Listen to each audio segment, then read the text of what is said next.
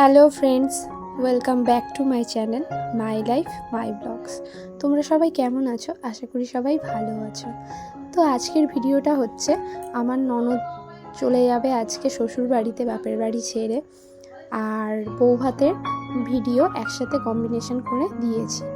আজকের ভিডিওটা না খুব একটা ভালো হয়নি, মানে খুব বেশি ভিডিও তোমাদের দেখাতে পারবো না, খুব একটা বড় ভিডিও নয়, একদম ছোট্ট ভিডিও। তো চলো ভিডিওর বিষয়ে চলে আসি। তো এখানে আশীর্বাদ পর্ব হচ্ছে সকালবেলা, দেখতে পাচ্ছ ও চলে যাবে, তো সবাই মিলে আশীর্বাদ করছে। কিন্তু এখানে কি মজাদার ব্যাপার হয়েছে, আমরা অন্যান্য বিয়েতে দেখি কি যে মেয়ে যাওয়ার দিন প্রচণ্ড কান্নাকাটি করে, বাড়ির লোকজনও কান্নাকাটি করে, কিন্তু এই ক্ষেত্রে কিন্তু একদমই আলাদা হয়েছে। আমার ননদ কিন্তু একদমই কান্নাকাটি করেনি, ও কিন্তু সবাইকে কাঁদিয়ে নয়, সবাইকে হাসিয়ে গেছে। এটা কিন্তু নর্মালি হয় না, সবাই কান্নাকাটি করে, কিন্তু ও এতই হচ্ছে মানে প্রাণবন্ত একটা মেয়ে যে সবাইকে সারাক্ষণ হাসিয়েছে, এমন কাজ কারবার করছে যে মানে সবাই হেসে হেসেই হচ্ছে পাগল। দেখতে পাচ্ছ পিছনে আমার যা বসে আছে আর দেওর বসে আছে, সবাই আমরা হাসছিলাম হো হো করে ওর কাণ্ড কারখানার জন্য। আর এই যে দেখো একটা তার নমুনা, দেখো এই যে ওর ভাইকে জোর করে হচ্ছে টেনে নিয়ে হচ্ছে মাথা ঠেকিয়ে একদম পায়ে প্রণাম করছে, প্লাস বলছে যে জামাইবাবুকেও আর কি প্রণাম করা, মাথা ঠেকিয়ে ওই আর কি ইনস্ট্রাকশন দিয়ে দিচ্ছে।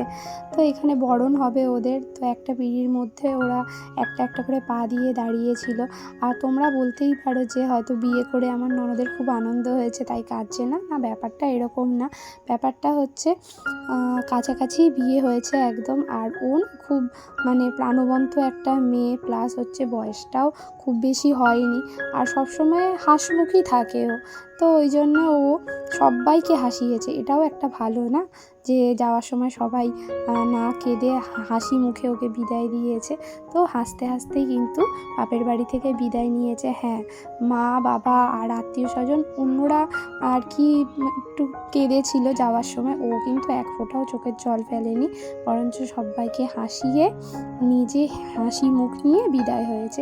এটাই ভালো না, কান্নাকাটি করার থেকে।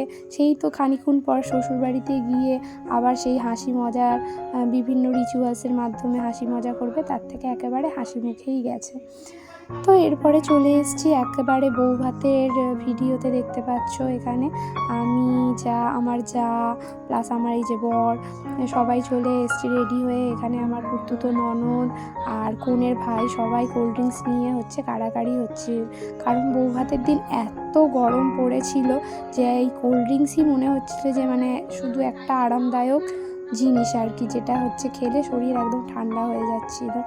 তো এদিকে আমার দেওর দাঁড়িয়ে আছে ছেলেকে নিয়ে, এত ভিড় হয়েছে এই রুমটাতে, কোথাও দাঁড়ানোর জায়গা নেই। আর এইদিকে স্টল বসেছে ভেজ পকোড়া, প্লাস হচ্ছে একটা কাবাব টাইপের ছিল, তারপর কফি এগুলো। আর দেখতে পাচ্ছ লোকজন পুরো গিজগিজ করছে, তো যে পারছে একবার করে কোল্ড ড্রিঙ্কস কিন্তু খেয়ে নিচ্ছে, এতটাই গরম ছিল।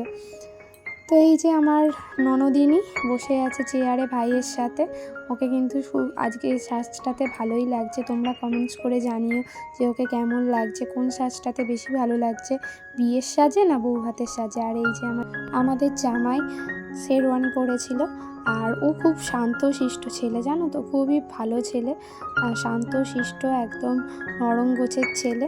তো এই যে বর আর গিন্নি বসে আছে। তো খানিক্ষণ পর আমরা গিয়ে এবার একটুখানি ফ্রি জায়গা পেয়েছি, আসলে অনেকটা রাত হয়ে গেছিল। আমরা যখন বাড়ি থেকে বেরিয়েছি তখন 9:30টার সময়, তারপর রাস্তায় গিয়ে একটুখানি আমাদের ঘোরপাক খেতে হয়েছে ভিলা খুঁজতে, খানিকটা দেরি হয়েছে। তো যাওয়ার খানিক্ষণ পরে দেখলাম ভিড়টা হালকা হয়ে গেছে, তো আমি আমার বর আর হচ্ছে আমার যা সবাই মিলে একটু ফাঁকা জায়গায় বসে একটু আড্ডা মারছিলাম, হাসাহাসি করছিলাম। এই যে দেখতে পাচ্ছ আমার যা পরেছে পিঙ্ক কালার ওপারা সিল্ক, আর আমি বিয়ের দিন পরেছিলাম ব্লু কালার ওপারা সিল্ক। এখানে আমার যা বউ ভাতের দিন পিঙ্ক কালার ওপারা সিল্ক পরেছে। এই দুটো শাড়ি আমাদের একসাথে বিয়ের সময় কেনা হয়েছিল, ওরটা ছিল পিঙ্ক, আমারটা ছিল ব্লু, একই শাড়ি।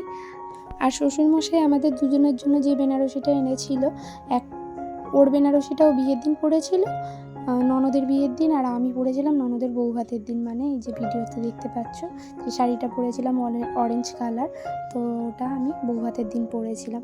পুরো সাজটা দেখাতে পারিনি, ওই যে বললাম ভালো করে ভিডিওই করা হয়নি, যা হোক করে আর কি মোটামুটি করেছি, তাই তোমাদের কাছে দিলাম। জানি অতটা হয়তো ভালো লাগবে না তোমাদের ভিডিও, তবুও দেখো একটু। আর এখানে আমরা খেতেও বসে পড়েছি চারজনে একসাথে, চারজনে না 6 জনে। 2 ভাই তো ফোন দেখছে, ফোন না দিলে হচ্ছে খাবার টেবিলে আমরা বসতেই পারবো না, তাই ওদের একটু ফোন দিয়ে দেওয়া হয়েছে। আর এখানে পাতে খাবার পড়েও গেছে, দেখতে পাচ্ছ। মেনুতে ছিল ডিমের ডেভিল, প্লাস হচ্ছে স্যালাড, আর ভাত, ডাল, মাছ, মাটনটা একটু পরে পড়বে। এই যে এখন হচ্ছে পাতে মাটন পড়ছে, দেখতে পাচ্ছ।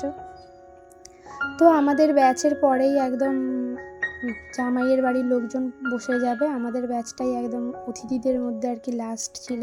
তো এরপরে আমরা খাওয়া দাওয়া কমপ্লিট করে বাইরে চলে এসেছিলাম, আর আমার দেওর বলছিল তো জেম্মা এখনও হচ্ছে ভিডিও করবে আর কি, টিটুকে বলছিল। টিটু দেখছো কি সুন্দর ছবি তুলছে। তো চলো, অনেকটা রাত হয়ে গেছে, 1টা বেজে গেছে প্রায়। তো আজকের মতো টাটা বাই, আবার নেক্সট দিন তোমাদের সঙ্গে নেক্সট ব্লগে দেখা হচ্ছে। তোমরা ততক্ষণ সবাই ভালো থেকো, সুস্থ থেকো, টাটা।